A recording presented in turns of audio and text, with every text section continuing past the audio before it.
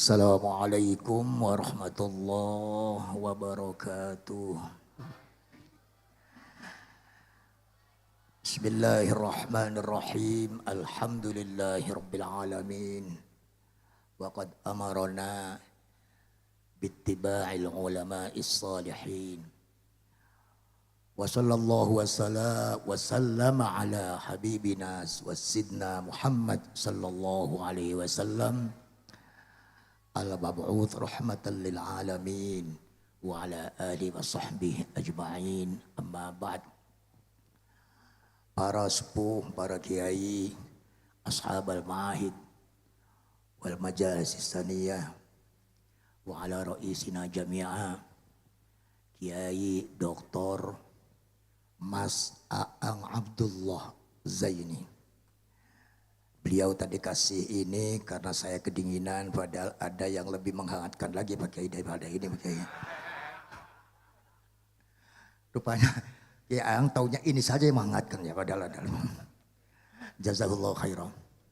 Al-Mukarram Ustaz Rif'at Ibnu Syekhi wa murabbi ruhi wa qari'i Syekh Ahmad Syahid, Ahmad wala Muhammad sini. Ahmad Syahid. Dulu waktu kecil saya sering sekali mengikuti beliau, terutama dalam haul gedongan Pak Kiai. Sekarang diteruskan oleh putranya Ustadz Rif'at. Dan bulan kemarin Pak Kiai bulan kemarin baru saja saya sowan pada beliau dalam rangka haul al-maghfirullah rahimahullah Syekh Syahid. Al-Mukarram Syekh Ubaidillah Rais Syuriah. Ya ikut-ikutan Syekh semua saja. Kiai Ubaidillah Rais Syuriah Jawa Barat, khusus bidang Bahtul Masail, Sahibul Mas'alah. Rekan-rekan para kiai LBM, Lembaga Bahtul Masail Jawa Barat, pimpinan Kiai Jejen Zainul Mufid atau Zainal. Bapak Sekda yang saya hormati, ini mestinya Pak Sekda naik lagi biar jangan ngantuk lagi Pak. Ya, itu pantunnya kok begitu caranya, sedikit sekali. Bapak Camat, hadirin hadirat yang saya hormati. Singkat saja, ngantuk belum? Udah ngantuk? Sebentar saja ya, nggak lama-lama. Pondok pesantren itu meniru dan meneruskan apa yang dilakukan oleh Nabi Muhammad sallallahu alaihi wasallam.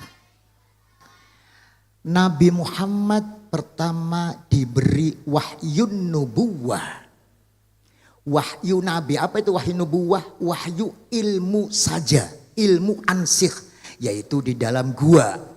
Tapi karena yang ngaji itu Nabi Muhammad suci, 2 bulan udah alim. Nah kalau kita model, lupa saya, orang tua sendiri malah lupa ini. Pak Pepep itu orang tua saya sendiri di Jawa Barat. Bajunya hijau, ketua P3 Jawa Barat.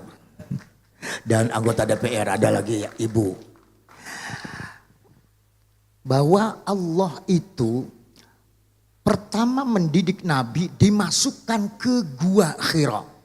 Hanya untuk menerima ilmu saja. Ketika masuk gua Hira, Nabi Muhammad diharuskan infisal wal inqita anil kharij. Tidak kenal keluarga, tidak kenal masyarakat, tidak kenal ekonomi, tidak kenal ijazah palsu, tidak kenal jatmah. Yang ada satu adalah ilmu, dan itu khusus untuk Muhammad berilmu saja. Setelah selesai dia mempunyai ilmu yang luar biasa, keluar dari gua Hira, diberi wahyu yang kedua, wahyu risalah, wahyu untuk tablighuddin. Nah ini dilakukan oleh pesantren. Dari rumah masuk pesantren tidak boleh berhubungan dengan luar. Apa kata Kiai Aang? Semuanya adalah ilmu. Dari ilmu kitab, dari tahfidzul Quran, dari aliyah dan lain sebagainya. Ilmu saja. Kalau sudah penuh, sudah alim, baru keluar diberi tugas tablighul ilm. Menablihkan, menyebarkan ilmunya. Ini yang meniru adalah pesantren. Kenapa Nabi Muhammad sukses? Satu, Nabi Muhammad itu melakukan pertama ma'iyah, kebersamaan. Jadi Nabi Muhammad itu 24 jam dengan sahabat, khususnya sahabat Al-Suffah. 24 jam. Ini yang ada di pesantren. Kiai itu 24 jam dengan santri. Nggak ada yang namanya pesantren kiainya di BTN. Terus setiap jam sekian santrinya datang. Itu bukan pesantren. Bukan pesantren. Yang namanya pesantren kiainya 24 jam dengan santri. Sehingga kiai ngerti kondisi santri. Santri itu macam-macam ya. Ada yang mempeng, rajin sekali ada. Ada yang paseawai ada. Ada guyon terus. Ada yang tidur saja. Santri macam-macam. Ada yang hitut wahai, ada itu. Yang namanya santri macam-macam. Nah itu. 24 jam bersama santri. Santri itu mengaji pada kiai 24 jam. Jadi tahu kiainya ada atau tidak. Kiainya tidur atau tidak. Kiainya ada tamu atau tidak. Kiainya mobilnya berapa. Lama-lama santri juga tahu kiainya istrinya berapa. Nah. Kiai Ubed lagi ya. Nah ini yang melakukan, yang meneruskan adalah pesantren. Maya. Luar biasa. Yang ketiga adalah ad-du'a wa taqarrub, yaitu yang dikembangkan menjadi thariqah. Para adik-adik yang sudah tidur. Teruskan enggak? Teruskan ya. Teruskan ya, sedikit saja, sedikit ya. Nabi Muhammad itu orang yang paling pinter sedunia. Berapa ribu sarjana dikumpulkan jadi satu, berdebat dengan Nabi Muhammad, pasti Nabi Muhammad yang menang. Ribuan sarjana kalah semua. Kenapa? Begini.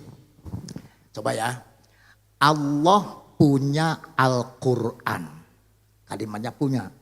Huwa makhlukun au ghairu makhlukin wallahu alam. Yang penting punya. Allah punya Al-Quran. Al-Quran itu tidak jelas. Al-Quran enggak jelas. Siapa yang bilang Quran jelas? Coba tidak jelasnya bagaimana? Al-Quran perintah sholat. Ayatnya cuma aqimus sholat. Sholatlah. Tidak ada dalam Al-Quran. Sholat namanya apa? Zuhur, asar. Enggak ada dalam ayatnya. Berapa rakaat? Enggak ada ayatnya. Jelas atau tidak? Tidak jelas. Wa atuz zakat. Zakatlah. Berapa zakat? Tidak ada dalam Quran. Haji. Ya cuma walillahi ala nasi. Tidak jelas. Allah punya Al-Quran. Al-Quran untuk kita amalkan. Sementara Al-Quran tidak jelas. Karena tidak jelas berarti butuh penjelasan. Karena akan kita amalkan, butuh penjelasan. Pertanyaannya, siapakah yang bisa menjelaskan Al-Quran? Nanti dulu, jangan jawab. Allah punya Al-Quran. Al-Quran tidak jelas. Karena tidak jelas berarti butuh penjelasan. Siapakah yang bisa menjelaskan Al-Quran, omongan Allah? Jawabnya sulit. Hese, non hese teh. Sulit, sukar. Kenapa? Karena yang bisa menjelaskan omongan Allah syaratnya mengerti maunya Allah. Mengerti kehendak Allah. Sementara kehendak Allah sulit. Hese, sukar sekali. Kehendak Allah sukar. Siapa yang bilang kehendak Allah mudah? Sukar. Contoh pengajian besar yang datang ribuan, kiai-kiai datang, santri datang, ustadz datang, hujan.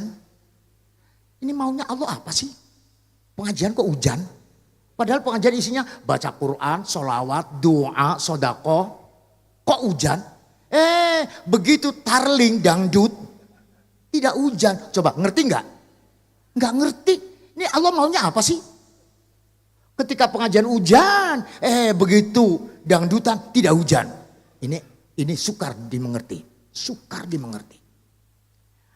Santri NU Malam-malam baca sholawat nariyah 4.444. Pagi jualannya nggak laku. Sementara yang tidak sholat, dagangnya laris. Ini Allah bagaimana sih? Kita nggak ngerti. Nah, orang Al-Quran tidak jelas. Karena tidak jelas butuh penjelasan. Sementara menjelaskan Al-Quran syaratnya harus ngerti kehendak Allah. Kehendak Allah sulit sekali. Allah ternyata memerintahkan Nabi Muhammad disuruh menjelaskan Al-Quran. Mana ayatnya? Litubayyina linnasi ma nuzzila ilaihim. Ini supaya ngantuk. Soalnya nggak enak kalau tadi Syekh Rifat luar biasa, sudah sepuh empuk sekali suaranya. Orangnya cantik, lelaki kok cantik ya. Suaranya enak, murabba. Muhammad, jelaskanlah Al-Quran kepada manusia. Ayo diulangi ya, coba siapa yang bisa. Orang bisa menjelaskan Al-Quran syaratnya mengerti kehendak Allah. Nabi Muhammad diperintah menjelaskan Al-Quran. Berarti Nabi Muhammad mengerti kehendak Allah. Di sini Nabi Muhammad a'lamun nasi alal itlaq. Kenapa? Silakan kumpulkan sarjana. Berapa ratus ribu sarjana. Ada enggak yang mengerti kehendak Allah? Tidak ada. Nabi Muhammad sendirian mengerti kehendak Allah. Walidzalik kana Rasul a'laman nas fil ard. Paham enggak ya? Nabi Muhammad orang yang paling pinter karena apa? Mengerti kehendak Allah. Jadi Nabi Muhammad paling pinter. Tapi begitu Nabi Muhammad paling pinter, ternyata Allah tidak pernah memuji pinternya Nabi Muhammad. Tidak pernah memuji ilmunya Nabi Muhammad. Yang dipuji akhlaknya. Apa? Akhlaknya. Wa innaka la'ala khuluqin azim. Engkau akhlaknya agung, akhlaknya mulia, akhlaknya luhur. Itu enggak ada itu di dalam Al-Quran. Wa innaka la'ala ilmin azim. Engkau ilmunya hebat, engkau IQ-nya hebat, engkau sangat cerdas. Enggak pernah ayatnya enggak ada. Justru ketika bicara ilmu, Nabi Muhammad disuruh merasa bodoh. Mana ayatnya? Wa qur rabbi zidni ilma. Oleh karena itu, pertama malam ini kita diberi pelajaran oleh Allah luar biasa melalui Kiai Dr. Aang Abdullah Zaini. Kenapa? Begitu beliau, apa kurangnya? Enggak ada kurangnya. Beliau doktor, beliau benghar, naon benghar teh? Kaya, beliau alim, tapi tawaduknya luar biasa. Ini pertama kali begitu masuk ke pesantren ini melihat sosok kiainya mutawadhi, ini yang menyentuh hati. Yang diperlukan itu tawaduknya. Makanya Nabi Muhammad ketika lahir, coba ada yang apa enggak? Wa barazan sallallahu alaihi wasallam wadi'a yadayhi 'alal ard rafi'ar rasahu ila sama'il. Atau cari cing wae geuning. Ila sama'il aliyah. Nabi Muhammad ketika lahir tangannya nempel ke tanah, kepalanya mendongak ke atas. Itu apa artinya? Tawadhu. Rahmatan lil tawadhu. Dan ke atas, yakni apa? Ke atas itu dekat dengan Allah. Sangat mulia Nabi Muhammad. Pertama di dalam berjanji wadi'ayadanya ardi, baru ke atas. Artinya Nabi Muhammad tawadhu dulu, ke bawah dulu, dengan umat dulu, baru dengan Allah. Luar biasa Nabi Muhammad. Adik-adik yang saya hormati, jadi Nabi Muhammad sangat pandai, tapi yang dipuji akhlaknya. Akhlak inilah yang dikembangkan oleh pesantren. Akhlak itu apa? Akhlak itu jamaknya khulukun. Khulqun akhlakun. Jadi akhlak itu banyak. Akhlak bagaimana sikap dengan orang tua, dengan tetangga, dengan guru, dengan bawahan, dengan atasan, dengan suami, dengan istri, dengan negara. Ini adalah akhlak. Bagaimana sikapnya Nabi Muhammad sukses karena memakai rahmatan lil alamin. Karena rahmat, kasih sayang Nabi Muhammad menjadi sukses. Oleh karena itu, ketika Nabi Muhammad hijrah ke Madinah, kenapa mesti hijrah? Ayo. Nabi Muhammad itu di Mekah. Penduduk Mekah dizolimi, dijotosi, dipukuli oleh pemerintah Mekah. Pemerintah yang sah, pemerintah yang konstitusional. Maka Nabi Muhammad tidak melawan. Kenapa? Karena melawan berarti memberontak. Pemberontakan dilarang dalam agama. Persis NU Orde Baru. NU Orde Baru dipendungi, dijotosi oleh Koramil, oleh Polsek. Untung nggak ada tentaranya, nggak ada ya. Tapi Koramil dulu, Polsek dulu. NU diem saja, nggak melawan. Karena kalau melawan, memberontak. Pemberontakan dilarang dalam Islam. Oleh karena itu Nabi Muhammad disuruh hijrah. Artinya supaya mempunyai negara. Setelah hijrah mempunyai negara, diserang oleh pemerintah Mekah, melawan tidak? Melawan. Terjadilah perang Badar, perang Uhud untuk mempertahankan negara dan ekstensi dan kedaulatan negara. Demikian pula kita ketika Orde Baru kita diam, tidak pernah bicara, tidak pernah melawan. Nah, setelah reformasi kok masih diam saja? Oleh karena itu di Sukabumi kami titipkan NU kepada Prof. Dr. Aang Abdullah Zaini. Insya Allah melalui Pondok Az-Zainiyah NU di Sukabumi khususnya akan berkembang pesat. Saya percaya sekali. Sebab beliau hanya satu-satunya loh kiai yang membuat madrasah Bahtul Masail. Madrasah Ashabul Masail. Itu dan diresmikan lagi sebagai akademi. Ini jangan main-main. Ini luar biasa. Makanya tadi disampaikan ongkosnya tanggungan saya, kata kiainya tadi. Kalau saya tak salah dengar. Luar biasa.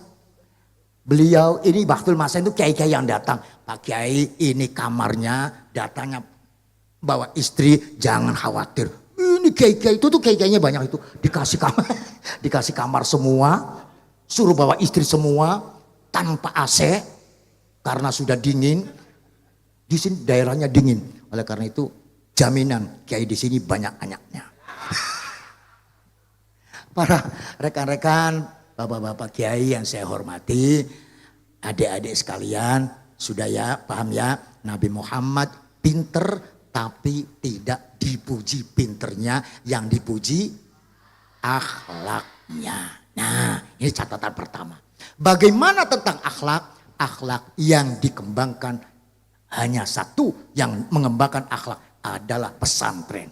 Oleh karena itu kita tidak dengar antar pesantren tawuran. Ayat te ayat. Tidak ada tawuran antar pesantren. Lagi-lagi tawuran antar, gak usah disebut. Salah satu akhlak adalah kejujuran. Jujur, as-sidqu, itu namanya salah satu akhlak. Kenapa Indonesia begini? Karena hilangnya kejujuran. Ekonomi katanya hancur. Memang iya. Kenapa? Dari mana taunya? Dari mudik. Mudik tahun sekarang tidak ada kemacetan. Setelah diteliti ternyata mudik itu merosot 35%. Kalau mudiknya merosot berkurang 35%, berarti bis pariwisata 35% berkurang.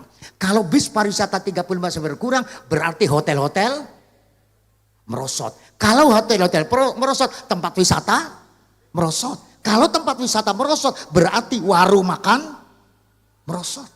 Ini, gudang garam bangkrut dan lain sebagainya. Di Jakarta sudah lebih dari 100.000 di PHK. Dikeluarkan dari pabriknya. Iya sekarang masih punya uang. 4 orang minimal satu karyawan. Iya sampai 2 tahun masih punya uang. Tapi setahun kemudian, 2 tahun kemudian apa yang terjadi? Apa yang terjadi? Nah itu. Nah ini. Kenapa? Karena dikorupsi. Kehancuran Indonesia karena dikorupsi. Siapakah yang mengkorupsi? Yang mengkorupsi orang yang tidak takut Allah, tidak takut haram, tidak takut akhirat. Paham? Yang mengkorupsi tidak takut hukum Allah dan tidak takut akhirat. Ya bagaimana takut akhirat Pak Kiai? Maaf. Ini ada Pak Sekda ini kesinggung, gak terserah. Pak Sekda, saya mau jelaskan. Kecilnya TK umum. Setelah TK umum SD. Setelah SD SMP. Setelah SMP SMA. Setelah SMA fakultas ekonomi. Setelah fakultas ekonomi memegang uang banyak. Ayo, kapan takut Allah? Kapan kenal Allah? Kapan kenal kematian? Banyak. Urutannya kan begitu. Oleh karena itu orang tidak kenal akhirat. Tidak ngerti hukum haram. Tidak takut mati. Enak saja korupsi. Nah, supaya bisa kembali sejahtera, maju kembali Indonesia, harus ditangani oleh orang-orang yang takut dosa dan takut akhirat. Siapakah yang takut dosa dan takut akhirat? Adalah santri. Maka dari itu, negara ingin maju, negara ingin stabil, negara ingin sejahtera, maka harus ditangani oleh orang yang takut dosa, orang yang takut mati. Siapa mereka? Adalah santri. Pertanyaannya, mampukah? Nah itu. Bisakah santri menangani negara? Enak saja. Ah benar insya Allah. Cuma, no insya Allah kan ini guriji. Begini. Kita mampu. Awas. Kita mampu. Oleh karena itu, untuk kemampuan menangani negara, pondok pesantren sekarang sedang berlomba untuk menyatukan, mentajamkan antara al-ulumid diniyah wal-ulumid dunyawiyah. Seperti juga permintaan Nabi Zakaria, yarithuni wa yarithu min ali Yaqub waj'alhu rabbi radiyya. Ya Allah, saya ingin anak, saya ingin santri, saya ingin generasi yang yarithu ini yarithu min ali Yaqub, mewarisi keluarga Yakub. Siapa keluarga Yakub? Semuanya tokoh kaya semua, terutama Nabi Yusuf. Nabi Yusuf adalah tokoh dan menteri pertanian, menteri perekonomian. Itu Nabi Yusuf, pinter. Tapi jangan lupa waja'alhu rabbi radiyya, yang bagus agamanya, yang kuat akhlaknya. Ini permintaan. Kalau umum saja, pinter saja tanpa agama, ini kejadiannya. Kalau agama saja tanpa pinter, ya itu. Nanti disangkanya yang namanya NU itu cuma afdhalul dzikri fa'lam annahu, itu saja. Padahal yang namanya NU harus bicara kenegaraan. Harus bicara kenegaraan. Saatnya kita bicara negara. Saatnya kita bicara pemerintahan. Saatnya kita bicara kemanfaatan pesantren di tengah-tengah negara itu apa. Ini saatnya. Bukan ini aset yang paling murni. Yang masih murni, dibuat apa saja bisa Pak Kiai. Dibuat hijau bisa, dibuat putih bisa, diisi apa bisa. Cuma keuntungan di pesantren ada, di samping belajar tapi juga ada tabarruk. Tadi ayatnya ya, dibaca ya ayatnya. Ya ayyatuhan nafsul mutmainnah turji'i ila rabbiki radiyatan mardiyah fadkhuli fi. Kenapa tidak langsung sorga? Kenapa ada fadkhuli fi ibadi? Kenapa ada ibad dulu? Di sini ada tajammu, di sini ada bersamaan dengan siapa? Fi ibadi, dengan orang-orang yang dekat dengan Allah. Pesantren enggak bisa langsung dengan Allah, enggak bisa. Harus bersama-sama dulu, bersama-sama dengan kiai, bersama-sama ibadis sholih, bersama-sama dengan ahli thariqah, ahli usul dan taqarrub ilallah. Ini. Oleh karena itu, ayo kita belajar ya sedikit lagi. Nabi Muhammad disuruh membuat negara, hijrah. Setelah sampai di Madinah, Orangnya ada 3 kelompok. Ada musyrik, ada Yahudi, ada Nasrani. Ayo jawab, ada Nasrani. Apa konsep Nabi? Begitu melihat umat yang 3 ini, Nabi Muhammad bagaimana? Tidak ada konsep perang. Nggak ada itu. Perangi saja. Takbir. Asal golokmu. Nggak ada itu. Nggak ada. Begitu melihat ada musyrik, ada Nasrani, Yahudi, Nabi Muhammad minta petunjuk kepada Allah. Ya Allah, bagaimana menghadapi mereka? Haruskah saya perang? Haruskah kami perangi mereka? Ternyata kata Allah, bukan Muhammad, bukan perang mengatasi mereka. Kenapa? Bagaimana ya Allah? Allah memberikan prinsip. La yanhakumullahu 'anil ladzina lam yuqatilukum fid din wa lam yukhrijukum min diyarikum an tabarruhum wa tuqsitu ilaihim innallaha yuhibbul muqsitin. An tabarruhum, Muhammad, berbuat baiklah dengan siapapun. Bersikap baiklah dengan siapapun, agamanya apapun, sukunya apapun, asalkan lam yuqatilukum fiddin, asal mereka tidak memusuhi kamu. Ini luar biasa. Prinsip. Wahai Muhammad, bersikap baiklah dengan siapapun, agamanya apapun, asal mereka tidak memusuhi kamu. Kita tarik ke Indonesia, Katolik, Protestan, Buddha, Hindu, Konghucu, mereka tidak musuhi kita. Karena mereka tidak musuhi kita, maka prinsip adalah kita harus berbuat baik dengan siapapun. Ini pesantren. Ini akhlak kenegaraan. Ini adalah prinsip bernegara. Berbuat baik dengan siapapun sepanjang mereka tidak memusuhi kita. Ayo jawab, Protestan, Katolik, Buddha, Hindu, Konghucu memusuhi kita atau tidak? Tidak. Maka kita harus berbuat baik. Inilah Dr. Aang Abdullah Zaini Az-Zainiyah. Itu sama dengan Ibnul Qayyim Al-Jauziyah. Ibnul Qayyim kok Al-Jauziyah? Mestinya Al-Jauzi. Oh, madros. Ini Ibnu Qayyim yang mengajar di madrasah. Madrasahnya dulu namanya Al-Jauziyah atau Madrasah Al-Jauziyah. Maka Ibnu Qayyim Al-Jauziyah, guru di Madrasah Al-Jauziyah. Itu ceritanya begitu. Mestinya Ibnu Qayyim Al-Jauzi. Kenapa Al-Jauziyah? Ibnu Qayyim mengajar di Madrasah Al-Jauziyah. Adik-adik yang saya hormati, terutama yang agak dewasa ya, kita kenal ya. Ketika Syekh Hasyim Asy'ari membuat NU, itu belum punya gambar. Nggak ada gambarnya. Bagaimana caranya? Memanggil Kiai Abdullah dari Surabaya. Kiai Abdullah, tolong buatkan gambar untuk NU. Nggih Pak Kiai. Kiai Abdullah pulang, zikir, wirid. Akhirnya kenapa? Enggak menemukan. Terus lari ke Sunan Ngampel tawassul. Ngerti tawassul ya? At-tariqah, ya tariqatul wusul ilallah bitawassul.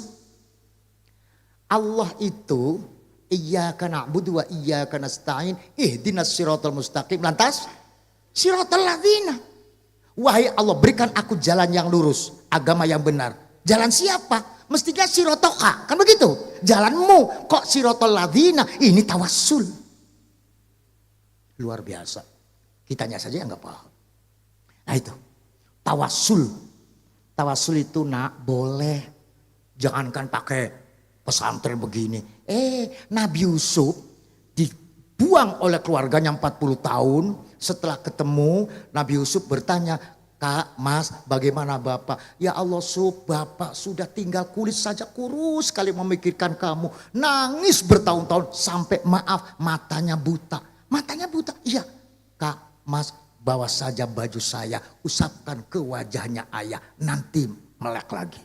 Itu tawassul namanya. Kata Nabi Yusuf, bawa saja baju saya. Irhabu biqomisi hadha fa'alquhu ala wajhi abi ya'ti basira. Mas, bawalah baju saya, kata Yusuf, usapkan kepada wajahnya bapak saya. Siapa namanya wajahnya bapaknya Yusuf? Siapa? Mansur. Oh, Yusuf Mansur. Usapkan wajahnya bapak saya, Yakub ya'ti basira. Kontan bisa melek kembali. Pakai apa tadi pakai baju itu tawasul wa tasabbub. Ayo ngomong haram. Ayo ngomong bid'ah. Ada Qur'annya surat Yusuf. Setelah di Sunan Ngampel, Kiai Ridwan, ya Allah ya Rabbi, saya diperintah guru saya membuat gambar NU. Saya tawasul dengan karomahnya Sunan Ngampel, minta ditunjukkan apa gambarnya NU ya Rabb. Salat, zikir, baca Quran. Salat, zikir, baca Quran. Jam 1 malam melihat gambar jagat di langit. Tapi belum ada tambang, tidak ada bintang, gambar jagat. Ditinggal sholat masih ada, ditinggal baca Quran masih ada, sampai subuh. Begitu subuh hilang, lantas sowan ke Syekh Hasyim Asy'ari. Sudah Syekh, apa dapatnya? Saya tawasul ke Sunan Ngampel, dapatnya apa? Saya 1 malam suntuk, saya melihat gambar jagat. Jagat, iya.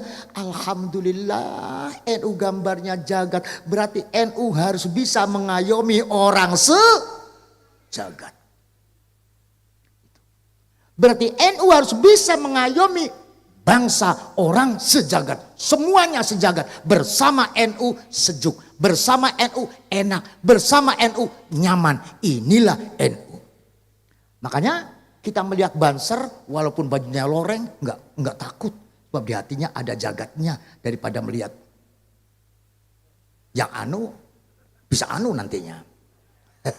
Itu melihat Banser sejuk padahal bajunya loreng. Karena kenapa sejuk? Bajunya belum lunas juga. Nah, ini artinya apa? Artinya konsep kenegaraan. Dalam Al-Quran, wahai Muhammad, siapapun agamanya apapun, kamu harus berbuat baik. Begitu pula NU, siapapun agamanya apapun beserta NU, maka akan aman dan nyaman karena NU lambangnya jagat. Inilah, dan ini dikembangkan oleh pesantren. Oleh karena itu fatubalakum, berbahagialah adik-adik dan anak-anak sekalian yang ada di pesantren, karena di pesantren inilah kita kenal Allah dan kita kenal kemanfaatan dunia wa ukhra. Tinggal 1 pesantren. Kenapa? Nanti yaumul qiyamah itu orang disuruh masuk surga. Masuk surga pertama rombongan Nabi. Masuk semua. Kita melongo saja. Nggak bisa masuk karena Nabi-Nabi. Nabi, keluarga Nabi masuk. Sahabat Nabi masuk. Turunan Nabi masuk. Siapa? Sayyid dan Syarif masuk semua. Kedua as-siddiqin masuk semua. Ketiga asyuhada masuk semua. Kita nggak ke bawah. Yang keempat yang soleh masuk. Nah ini ada kesempatan ini. Mungkin ada sayanya ini yang soleh. Kita bisa rombongan keempat as-solihin. Kenapa? Mari kita mengerti. Pesantren ada lembaga yang menciptakan orang-orang soleh. Artinya ciri-ciri orang soleh adanya di pesantren. Luar biasa. Cirinya itu alamatnya pesantren. Coba ya. Orang soleh istiqomah jamaah. Di pesantren jamaah. Itu adanya pesantren. Orang soleh cirinya baca Quran. Di pesantren baca Quran. Bahkan di sini ada tahfidz. Luar biasa. Tahfidz itu nggak ada yang lain. Allah menjanjikan orang hafal Quran, Syekh. Pasti selamat. Tidak pakai insya Allah. Biduni insya Allah. Orang hafal Quran dan juga tidak hafal tapi istiqomah baca Quran. Pasti selamat. Allah yang berkata. Inna nahnu nazzalna dzikra wa inna lahu lahafizun. Saya menurunkan Al-Quran dan saya menjaganya. Qurannya ada di hati anak-anak, maka anak-anaknya Dijaga. Saya punya uang 1 juta, saya masukkan ke lemari, saya jaga uangnya. Masa lemarinya tidak? Maka lemarinya pun dijaga. Begitu pula kata Allah, saya turunkan Al-Quran dan saya akan menjaga Al-Quran. Qurannya ada pada santri-santri Az-Zainiyah, maka santri-santri ini akan terjaga. Biduni insya Allah, kata Allah, inna nahnu nazzalna dzikra wa inna 2 kali pakai taukid. Luar biasa. Yang terakhir. Adik-adik sekalian dan putra-putri, pesantren adalah lembaga yang menciptakan orang soleh. Kalau begitu ingin soleh harus dijawab. Ingin soleh harus di pesantren. Di luar pesantren tidak bisa soleh. Ini pertama loh. Nah, saya yang nggak pesantren apa nggak bisa soleh? Bukan begitu. Oleh karena itu kiai mengembangkan jam'iyah, terutama jam'iyah Nahdlatul Ulama agar amalia kesolehan yang ada di pesantren bisa dimasyarakatkan. Paham? Dan siapapun yang bernahdlatul ulama ini mempunyai ciri-ciri kesolehan karena amaliyanya seperti amaliyanya orang-orang yang pesantren. Ini yang terakhir. Oleh karena itu kita wajib mendoakan pesantren kita Az-Zainiyah, ja'alallahu hadzal ma'hadan mubaraka wa ma'hadan nafi'a wa ma'hadan salima minal afat, salima minal husad, wa ja'ala ahla hadzal ma'had min ibadis salihinal muttaqin. Allah akan menjadikan ma'had pesantren ini pesantren yang lebih berbarokah, lebih bermanfaat, dan akan menjadikan anak-anak pesantren menjadi anak-anak yang diridhoi Allah. Waja'alhu rabbi radiyya. Terakhir sekali, anak-anak sekalian, cirinya ya, coba saya di pesantren saya itu saya kasih, awas jangan tidur. Kalau habis jamaah baca Fatihah 1 kali untuk orang tua. Habis jamaah, ini supaya berjamaah. Paham anak-anak, paham? Kalau habis jamaah baca Fatihah 1 kali untuk orang tua. Ya Allah, saya baca Fatihah untuk orang tua saya minta agar orang tua saya sehat dan banyak duit. Loh, kok tertawa? Banyak duit itu penting, sehat tidak punya uang, pelangap-pelongo ya Allah. Enggak karu-karuan, jadi sehat banyak rezeki, oke? Ingat, habis jamaah baca Fatihah 1 kali untuk orang tua, minta kepada Allah agar orang tua sehat dan banyak rezeki. Ini salah satu perbedaan santri dan bukan santri. Paham nak ya? Santri dan bukan santri adalah mendoakan orang tua. Anak-anakku sekalian, yang paling akhir tadi terakhirnya, sekarang paling akhir. Di dalam pesantren itu disebut ulama banyak, sahabat banyak, mu'alif banyak. Ditambah di sini adalah ulama ahli thariqah. Kalau sudah menyebut nama-nama sahabat, ulama-ulama ashabi thariqah, maka pasti yakin nanti yaumal qiyamah akan bertemu. Paham? Nanti yaumal qiyamah akan bertemu dengan ulama ahli thariqah, ulama ahli ilm, ulama ahli hikmah. Kalau bertemu nanti kita akan selamat. Amin. Oleh karena itu kiai-kiai yang sepuh kalau ngaji begini, kiai sepuh, ya Allah saya baca kitab saumpama kitab Ihya Ulumuddin karangan Imam Ghazali, masa nanti di akhirat tidak ketemu? Nah ini kata Allah pasti ketemu. Berapa nama sahabat kalau di dalam hadis? Berapa nama ulama kalau kita baca fikih? Ini namanya tajammu, namanya ingin gandulan dengan ulama yang akan dipertemukan nanti yaumal qiyamah. Amin ya rabbal alamin. Kepada Kiai Aang Abdullah Zaini, saya mohon maaf dan luar biasa pondok ini pondok di tengah-tengah pondok. Di tengah-tengah, di sana speaker, di sana speaker, di sana dangdut, di sini. Ya gitulah, tapi luar biasa. Justru di tengah-tengah inilah kiai dan santrinya makin tertantang. Kalau di luar sana nggak ada apa-apa, pahalanya 10. Tapi kalau di sini lingkungannya begini, pahalanya 100. Luar biasa. Mohon maaf, terima kasih Pak Kiai, terima kasih matur nuwun Pak Sekda. Wallahul muwaffiq ila aqwamit thoriq. Wassalamualaikum warahmatullahi wabarakatuh.